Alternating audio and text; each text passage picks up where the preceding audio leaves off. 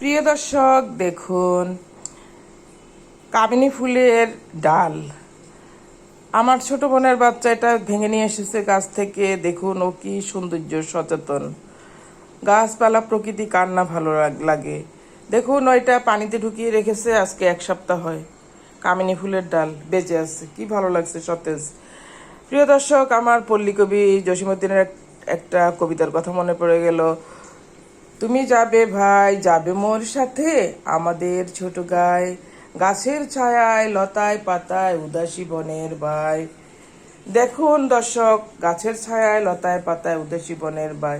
গাছের লতা পাতা দেখলে কার না ভালো লাগে। আমারও খুব ভালো লাগছে, তাই একটা ভিডিও তৈরি করলাম, আপনাদের কাছে শেয়ার করে রাখলাম। এমন করে কামিনী ফুলের গাছের ডাল ভেঙে এনে ঘরে পানিতে রেখে দিবেন, অনেক দিন থাকবে। ভালো থাকুন দর্শক, আল্লাহ হাফেজ, আসসালামু আলাইকুম।